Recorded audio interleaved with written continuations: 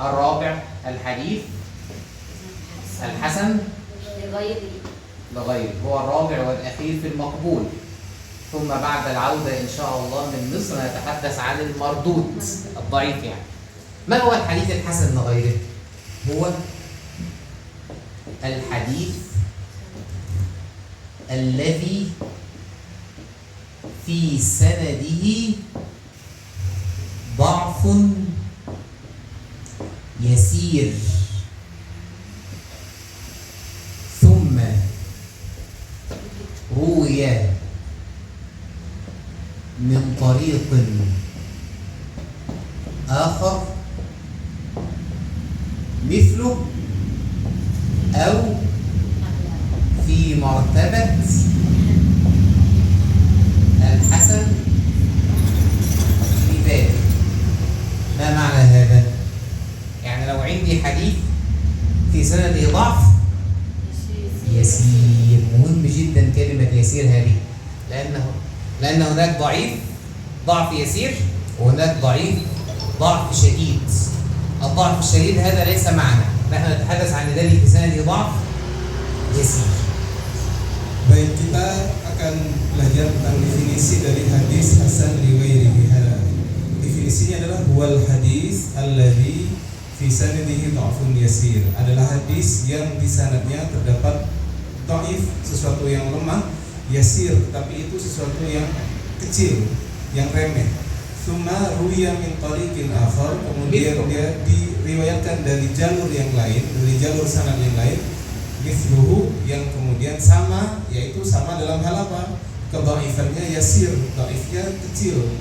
Au fi martabatil hasan lidzatihi, atau diriwayatkan dari hadis yang sederajat dengan hadis hasan lidzatihi. يعني لو عندي ضعف يسير، ضعف يسير، ونفس الحديث أيضا مروي من طريق آخر ضعف يسير، هنا هذا يرتقي لمرتبة الحسن لغيره، ولكن لابد أن يكون الضعف يسير، لأن الضعف بسبب الكذب أو بسبب الفسق هذا لا يرتقي أبدا، لكن الضعف بسبب سوء الحفظ هذا يرتقي إلى الحسن لغيره، لكن الضعف بسبب الكذب، كذب الراوي أو فسق الراوي، هذا لا يرتقي أبدا.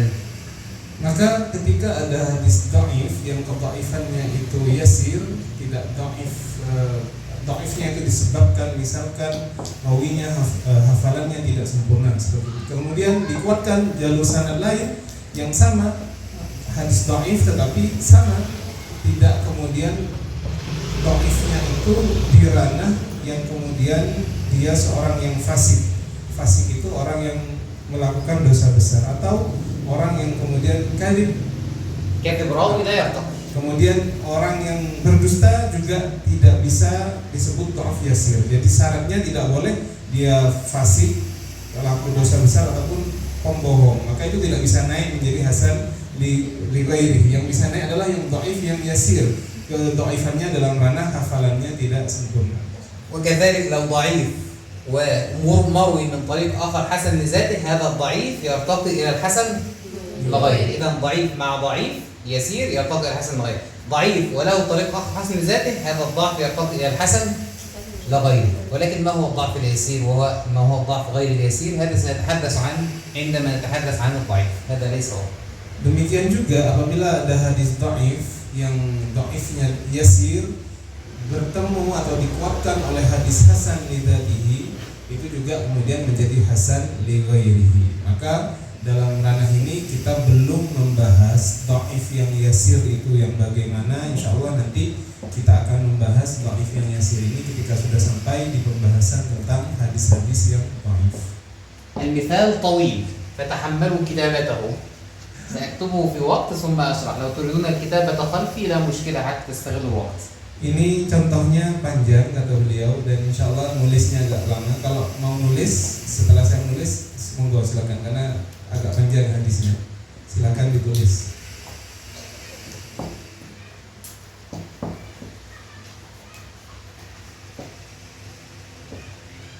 كل شيء سيكون يسيرا لا تقلقوا. Insya Allah saya akan menjelaskan menjelaskan dengan simpel dan mudah.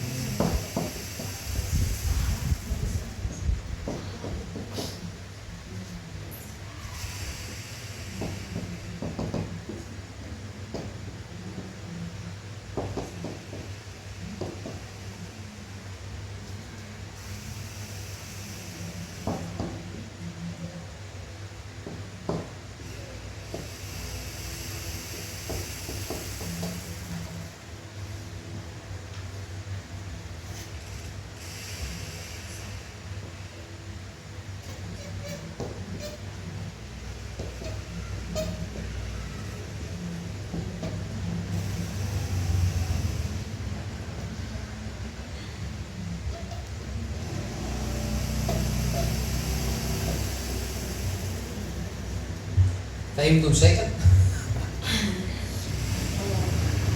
نشرح ثم نترككم للكتاب. هذا الحديث مثال للحديث الحسن لغيره. لن أشرح الحديث ولكن سأذكر كيف ارتقى ثم بعد ذلك نشرح الحديث. الحديث رواه الإمام من طريق محمد بن كعب القرظي، اسمه محمد بن كعب القرظي. قال: حدثني من سمع علي بن أبي طالب. يعني يقول حدثني رجل سمع سيدنا علي بن أبي طالب. هل ذكر لنا هذا الرجل؟ لا، هذه هي المشكلة. إذن هو ضعيف. لماذا ضعيف؟ لأن فيه راو مبهم. ما معنى مبهم؟ يعني غير معروف. قد يكون هذا الغير معروف ثقة وقد يكون ضعيف، فأنا لا أعرفه. فطالما الحديث فيه راو مبهم إذن هو ضعيف. Contoh dari hadis Hasan li ghairihi adalah hadis yang diriwayatkan oleh Al-Imam Tirmidzi min tariqi Muhammad bin Ka'ab al-Qurati dari jalur Muhammad bin Ka'ab al-Qurati. Qurazi, nah. Qala, beliau berkata, haddatsani, menceritakan kepadaku, man, orang sami'a yang mendengar Ali bin Abi Thalib. Jadi yang menceritakan kepada beliau adalah orang yang mendengar dari Ali bin Thalib. Di sini terdapat masalah. Kenapa? Terdapat rawi yang mubham. Mubham itu tidak diketahui identitasnya. Siapa orangnya, namanya siapa. Maka karena dia mubham, di sini dia hadisnya dhaif. والإبهام ضعف يسير ليس كالكذب أو الفسق ضعف يسير أنا فقط لا أعرف الراوي. Maka mubham ini termasuk dhaaf yang kecil, yang tidak berat, karena ini bukan seperti orang yang berdusta. Kalau berdusta itu dhaaf yang kabir, tapi ini yasir karena dia hanya meriwayatkan dari rawi yang mubham, tidak diketahui identitasnya. إذا إلى الآن هذا الحديث ضعيف. خلاص؟ Maka kesimpulan dari hadis yang pertama, dia adalah hadis yang dhaif karena terdapat rawi yang mubham. ثم روي نفس هذا الحديث بسند أيضا ضعيف. والضعيف السند الآخر فيه راوي اسمه موسى ابن عبيدة الربذي. موسى ابن عبيدة الربذي بالتشديد. موسى ابن عبيدة هذا ضعيف بسبب ماذا؟ فاسق لا، كذاب لا، ولكن سيء الحفظ. إذا هذا ضعيف ضعف أيضا يسير. Kemudian ada hadis yang diriwayatkan dari jalur yang lain, di antara perawinya adalah Musa bin Ubaidah al-Rabadi. Dan Musa bin Ubaidah al-Rabadi ini dia adalah perawi yang dhaif, tapi kedhaifannya bukan karena dia pelaku dosa besar sehingga disebut fasik, atau karena dia seorang pendusta yang kita sebutkan, dia hanya sayyul hifdzi, hafalannya jelek, sering lupa. نحن نعرف أن الحديث الذي فيه الراوي حفظه حفظ تام ضبط تام صحيح، ضبط أقل من التمام حسن، لكن ضبط سيء هذا ضعيف. هذا الحديث له سندان، سند فيه راوي مبهم ضعيف، وسند فيه راوي سيء الحفظ. حكم عليه الإمام الترمذي بأنه حسن. حسن كيف؟ حسن لغيره، لأن له طريق ضعيف ضعف يسير وطريق آخر ضعيف ضعف yasir. Fahimtunna? Fahimna. Baik, jadi hadis yang sudah kita sebutkan tadi contohnya disebut dengan hadis yang dhaif karena apa? Dalam masalah hafalan kita tahu apabila seorang rawi hafalannya itu sempurna, maka hadisnya sahih. Apabila hafalannya di bawah sempurna sedikit, tidak tamam, maka dia menjadi hadis hasan. Apabila hafalannya jelek, maka hadisnya adalah hadis dhaif. Tetapi hadis ini yang kemudian hadis dhaif juga dikuatkan oleh hadis dhaif yang lain, di mana masalahnya terdapat rawi yang mubham tadi. Maka ini contoh apabila ada hadis dikuatkan oleh hadis yang lain dhaif yang yasir ketemu dhaif yang yasir, maka Imam Tirmidzi menghukumi hadis ini adalah hadis hasan li ghairihi. جيد. لكن ما هو الحديث؟ لا نعرف. تكلمنا عن السند فقط. Tapi yang jelas kalian tidak tahu hadisnya apa kan? Kan belum saya sebutin apa hadisnya. Tahu? سيدنا علي يقول رضي الله عنه بينما نحن جلوس مع أو عند رسول الله صلى الله عليه وسلم في المسجد. إذا النبي صلى الله عليه وسلم جالس بين الصحابة في إذ طلع علينا مصعب بن عمير. خرج عليه مصعب. تعرفون مصعب؟ لا تعرفون مصعب؟ إذا سنتحدث ولكن بعد قليل. سيدنا مصعب ما عليه إلا بردة، يلبس البردة مرقوعة بفرو. ما معنى بردة مرقوعة بفرو؟ يعني مثلا لو أن هذا الثوب مقطوع، الثوب المقطوع سيء، ماذا نفعل فيه؟ ممكن نستبدله ونشتري ثوب جديد، هذا للأغنياء. أما الفقراء ماذا يفعلون؟ يأتون بقطعة من القماش، وقطعة من القماش هذه يضعونها مكان الفتحة، هذه تسمى رقعة. جيد؟ إذا سيدنا مصعب كان يلبس ثوبا به رقعة مقطوع، وليس عنده المال ليشتري ثوب جديد، فجاء بقطعة قماش ووضعها هكذا. قطعة قماش هذه نوعها من أنواع الفرو هذا مثل هذا فرو، فرقع الثوب. فالنبي صلى الله عليه وسلم كان حزينا على حال مصعب لأنه يلبس ثوب مرقوع بفرو.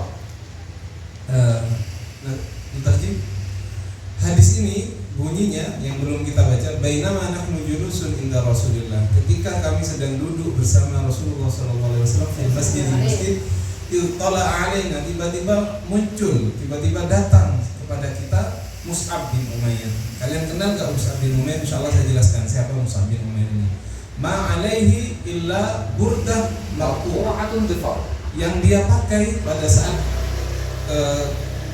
terlihat oleh sahabat dan ketika ada Rasulullah itu apa? Dia memakai sebuah burdah, pakaian seperti ada burdah ya, seperti selendang gitu, dipakai marfu'ah, dia itu ada tembelannya, yaitu dia berlobang.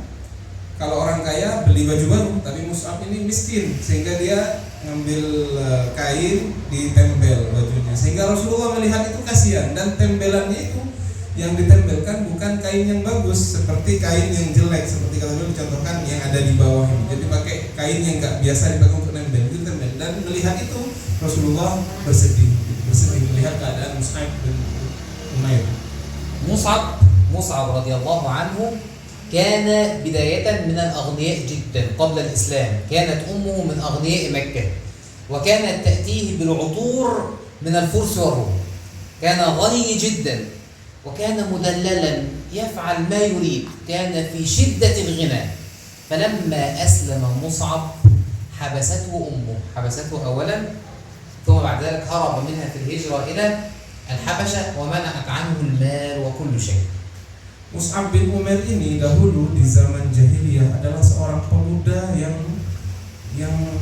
kalau kita katakan sekarang ya hidup hedon begitu ya. Bahkan Mus'ab ini parfumnya itu didatangkan dari Romawi, dari Persia. Bayangkan, orang Mekah parfumnya dari Romawi, dari Persia, dan dia itu dimanja oleh ibunya sebelum masuk Islam. Tetapi ketika dia masuk Islam, dia kemudian dikurung oleh ibunya, termasuk juga setelah itu dia diputus beasiswanya, tidak kemudian dikasih uang jajan lagi. Artinya ibunya tidak mendukung secara ekonomi kepada Mus'ab. مصعب أول سفير في الإسلام، ما معنى أول سفير؟ يعني أول رجل أرسله النبي صلى الله عليه وسلم إلى المدينة قبل الهجرة إلى المدينة. يعني مصعب كان يجعل أهل المدينة يدخلون في الإسلام قبل أن يذهب النبي إلى الهجرة، يعني هو الذي كان سببا في إسلام كثير من أهل المدينة. مصعب هو أول سفير، هذه معلومة مهمة، نسأل من هو أول سفير للنبي في الإسلام؟ هو سيدنا مصعب، هو كان سببا في إسلام كثير من أهل المدينة.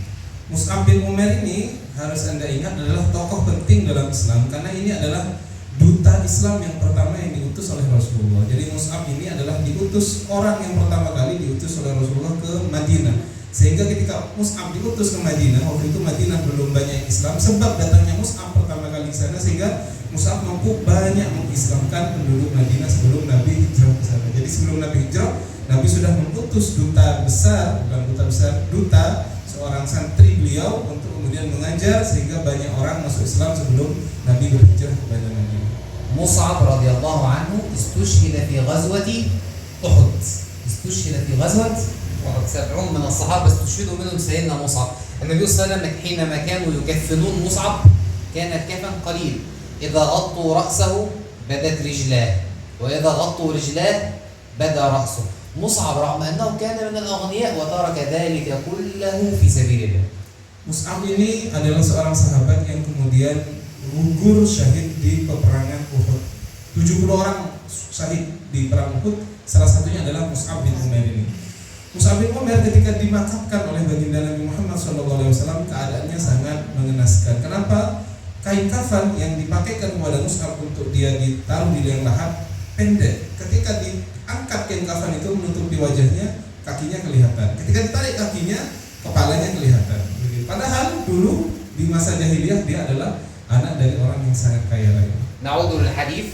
دخل مصعب على النبي في المسجد وعليه بردة مرقوعة بفرو، بها رقعة من الفرو. فلما رآه النبي صلى الله عليه وسلم بكى للذي كان فيه من النعمة والذي عليه، يعني الذي أصبح عليه، يعني بكى لحاله، كان من الأغنياء وترك ذلك كله لأجل الله. فالنبي لما رأى هذا الحال ورأى هذا الثوب المرقوع بكى. Maka ketika ketika Mus'ab datang dan dilihat oleh Nabi Muhammad keadaannya dia pakai baju yang kemudian ada tembelannya sangat jelek begitu, Nabi Muhammad menangis ketika melihat keadaannya itu. Karena kenapa? Dia sebelumnya adalah orang yang sangat kaya raya, tetapi sekarang dia orang yang sangat fakir sampai bajunya aja banyak tembelannya. فقال النبي صلى الله عليه وسلم للصحابة كيف بكم بعد ما بكى كيف بكم إذا غدا أحدكم في حلة وراح في حلة ما معنى كيف بكم إذا غدا أحدكم في حلة وراح في حلة الغدو هو السير في الصباح النسير في الصباح اسمه غدو والرواح هو السير في بداية المساء إذن السير صباحا اسمه غدو والرواح السير مساء فالنبي صلى الله عليه وسلم قال سيأتي عليكم وقت لا تكونوا كحال مصعب فقراء سيغدو أحدكم في حلة الحلة لباس الملوك يعني تلبسون ثوبا غاليا وراح في حلة يعني سيأتي عليكم وقت تلبسون فيه لبس الملوك صباحا ومساء هذا معنى كيف بكم ماذا ستفعلون إذا غدا أحدكم في حلة وراح في حلة. Baik, kemudian Nabi Muhammad SAW melanjutkan kaifa bikum idza ghada ahadukum fi hullatin wa raha fi hullah. Maksudnya apa? Kaifa bikum, bagaimana keadaan kalian idza ghada? Maksudnya ghada ini adalah orang yang memulai keluar dari rumahnya berperjalanan di pagi hari. Itu namanya wudu atau ghada. Sedangkan raha atau rawah itu orang yang memulai perjalanan di sore hari. Maka kata Nabi, bagaimana keadaan kalian apabila nanti kalian keluar dari rumah kalian melakukan perjalanan fi hullah, pakai baju kebesarannya raja, bajunya bagus, baju-baju raja-raja. Waraha fi hullah, kemudian ketika keluar di pagi sore, di sore juga pakaiannya seperti itu. هذا حال المسلمين اليوم المسلمون اليوم أغنياء معهم المال. Dan ini sudah terbukti karena alhamdulillah sekarang orang Islam banyak yang kaya, juga bajunya bagus-bagus. قال الصلاة ووضعت بين يديه صحفة ورفعت الأخرى. الصحفة هي الإناء الكبير الذي فيه أطعمة جميلة. هناك أطباق صغيرة، لكن إذا كان الطبق كبيرا يسمى صحفة. قال تعالى في حال أهل الجنة يطاف عليهم بصحاف من ذهب، جمع صحفة صحاف. فالنبي قال سيأتي عليكم وقت تلبسون لبس الملوك في حلة تذهبون بها صباحا ومساء وتوضع أمامكم أطعمة الملوك ووضعت بين يديه صحفة ورفعت الأخرى تأكل من الصحفة ثم ترفع وتوضع واحدة أخرى سيأتي هذا الوقت عليكم. Kemudian dilanjutkan wawudi'at baina yadayhi, kemudian diletakkan di antara orang tersebut suhfah. Suhfah itu adalah Sofah itu adalah piring yang sangat besar yang ada nasi kebulinya, ada ayam gitu ya, yang enak-enak itu orang Arab. Nasi ayam yani urz wa dajaj. Enak-enak begitu, kayak nasi kebuli, ayam begitu, ayam geprek dan lain-lain. Dan ini sofah ini jamaknya adalah sihaf. Sihaf jamak. Nah, maka dalam Al-Quran disebutkan keadaannya penduduk surga nanti ketika makan itu dihidangkan dengan piring yang sangat indah, sihaf terbuat dari emas. Maka ketika itu sudah dihadirkan, diangkat, diambil oleh pelayan, datang lagi menu yang lain. Jadi menunya kayak diganti-ganti. Warufiat al-ukhra. النبي صلى الله عليه وسلم سألهم ماذا ستفعلون إذا غدا أحدكم في حلة وراح في أخرى وهكذا فقالوا نحن يومئذ حينما نكون أغنياء خير منا اليوم سنكون أفضل من هذا نتفرغ للعبادة معنى المال إذا نتفرغ للعبادة ونكفى المؤنة أي تكاليف الحياة والعيش والأموال نحن عندنا المال ما يكفينا خلاص طالما عندنا ما يكفينا من المال سنتفرغ للعبادة ونكون أفضل من هذا الوقت يقولون هذا للنبي النبي يسألهم كيف بكم إذا غدا أحدكم في حلة إلى آخر المسائل قال نحن يومئذ إذا صرنا أغنياء خير منا اليوم نتفرغ ونكفى المؤنة تكاليف الحياة. Kemudian mereka berkata, bagaimana kalau nanti kalian bajunya seperti itu, makanannya sudah mewah-mewah seperti itu? Mereka berkata, nahnu yauma idzin, nanti ya Rasulullah kalau memang itu terjadi, khairun minna, maka kita akan menjadi lebih baik dari sekarang, lebih baik dari keadaan kita sekarang. Kenapa? Natafarraghu lil ibadah, karena kita akan kalau sudah punya uang, punya segalanya, kita akan khusyuk, kita akan mengkhususkan waktu untuk beribadah kepada Allah. Wa nufa mu'nah, dan kita juga tidak akan dicukupkan dari mu'nah. Mu'nah itu biaya kehidupan. Jadi karena kalau sudah banyak uang, insya Allah nanti orang-orang akan mengkhususkan waktu untuk beribadah. فقال النبي صلى الله عليه وسلم لأنتم اليوم وأنتم فقراء خير منكم يوما. لماذا؟ لأنهم حينما كانوا فقراء لم يكونوا مشغولون أصلا بالمال. الإنسان إذا كان مشغولا بالمال الغنى ينسي الإنسان النعمة. أنا عندي المال وأذهب لجمع المال من هذا المكان ثم أذهب إلى جمع المال من هذا وهكذا. هذا حال الناس. لكن إذا كان فقيرا خلاص أنا فقير سأصلي وأصوم وأتصدق حتى باليسير. Maka Nabi kemudian menjawab, la, tidak beliau. La antumul yaum khairun minkum yaumiddin. Kamu, keadaan kamu sekarang lebih baik dari keadaan kamu kalau di saat nanti. Kenapa? Karena orang kalau sudah kaya dia akan sibuk dengan bisnisnya, pergi ke sana untuk mengurusi bisnis, ke sana untuk mengurusi bisnis, maka tidak akan ada waktu untuk beribadah. Berbeda ketika orang itu miskin, maka dia hanya diam saja, akan puasa, akan bersedekah, akan sholat dan lain-lain. إذن هذا الحديث ما حكمه؟ ضعيف. ماذا نقول منذ الصباح؟ أصلي قليل. نعم هو له سندان ضعيفان لكن يرتقي إلى نعم السند فقط ضعيف، السند الواحد ضعيف، له سند ضعيف وسند ضعيف، لكن الحكم الحديث كله حسن وغير. Apa kemudian hukum dari hadis ini? Maka yang kata beliau ini adalah contoh hadis hasan riwayatihi. Kenapa? Tadi kita sebutkan hadis ini punya dua jalur periwayatan. Yang satu diriwayatkan oleh orang mubham yang kemudian kita hukumi dia dhaif. Yang satu diriwayatkan oleh orang yang sayyul hifdzi yaitu Musa bin Ubaidah al-Rawdadi ini yang kemudian dhaif. Dhaif plus dhaif menjadi hasan riwayatihi. نكتفي بهذا؟ نكتفي بهذا إن شاء الله ونراكم في سبتمبر إن شاء الله. Insyaallah ketemu lagi di bulan September kata beliau. سبحانك اللهم